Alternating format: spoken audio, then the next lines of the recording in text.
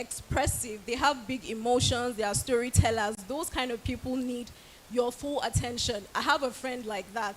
When she's telling you something, if you're not giving her your full attention, she will pinch you or hit you, just to get your attention back. Then there are the reserved people, which I would say I fall under. Those kind of people like to protect their own peace. And sometimes ignoring you doesn't mean that they're not interested in what you're saying or they don't value your opinions. It just means that their mode of communication is different from yours. So learn to speak with people in the language they would understand. Now, another way that we can learn to live with people is by being quick to apologize. I know it's very easy to say, because even me, I'm very guilty of that. I don't always apologize quickly, even when I know I have done something wrong. Sometimes the ego gets in the way of effective communication, but we need to work on it because living with people requires patience and compromise a lot of time. Now, another way we can learn to live with people and build better cultures is by valuing our peace over our ego. Some things are not as big as they seem. Maybe you like your spoons arranged a certain way or your towel arranged a certain way. You like to wash your dishes a certain way. You don't want to press the toothpaste from the middle. You want it pressed from the bottom. Those things are little things. And sometimes they are not worth the fight. So protect your peace over your ego.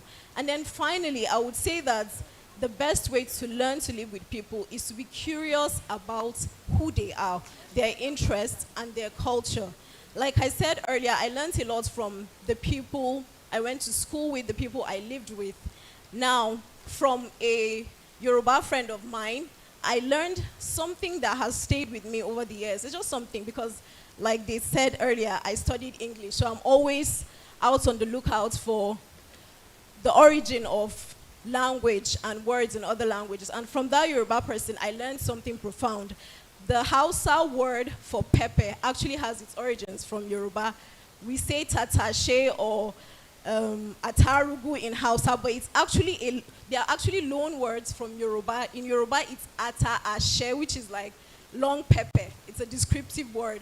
And then atarodo, short pepper. So those are some of the things I learned. Now, from the Spaniard who was my housemate, I learned that the Moors of North Africa crossed over and conquered parts of Spain and Portugal. Now, imagine if I was afraid to mingle with someone like that. I wouldn't have learned a vital part of African history. There's always something to learn from people, so we have to be open to learning.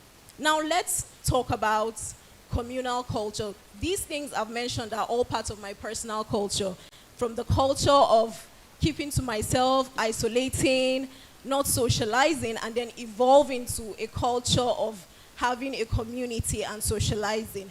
Now, in societal culture, these are things that are day-to-day activities that we participate in. We're all participants of our societal culture. In my culture, which is the Yandan culture, women, a few centuries ago, were not allowed to eat goat meat. So imagine a culture where, as a woman, you could not eat deliciously fried, peppered goat meat, as soon how delicious it is, or fried chicken, or gizzard. I remember even growing up, we were not allowed to eat gizzard. It was always reserved for my father. So the moment I started making my own money, I would just go to the market, buy some gizzard, and feel like woman of the house. But of course, after a while, I got over it. I'm not really a fan of gizzard. It was just because it was a taboo at some point. Now, things have changed. All the women I know from my culture eat goat meat, they eat gizzard, they eat chicken, and they do all the other things that were termed as taboos just a few centuries ago. And that's the beauty of evolution of culture. And it's not only societal culture that can evolve. Even your personal culture as an individual, it can evolve. If there's any culture you practice that doesn't serve you, whether personally or as part of a group, then you can change it. There's nothing that is set in stone. I tell people that even though I'm from the north, I'm from Adamawa, my worldview is Igbo. My favorite saying from Igbo is that when an oracle grows too big, too proud, and starts to demand more sacrifices than you can afford, you can show the oracle the wood it was carved from. That's just to tell you that culture is something that can always change. Nothing has to be permanent. And these things are things that were made by human beings. So if it reaches a point where it doesn't serve you, you show that oracle the wood it was carved from. Whether it's in your personal life or in the society, even in the society, someone has to take that first stand to say, this culture doesn't work for me, it doesn't work for us, how can we change it? And you can be the first person in your society that says, you know what, I'm going to change this culture, and before you know it, other people will come after you, and in a few years, a new culture will start. Now, to conclude, I would just like to ask, what is your personal culture right now, and how does it serve you? Or are you the one who serves your culture? And if you're the one who serves your culture, then you have to change, because your culture should serve you, not the other way around. Your culture should move you forward to achieving your goals. If you want to be 25, sitting on 25 million, then the culture you're practicing right now should be geared towards pushing you to that goal.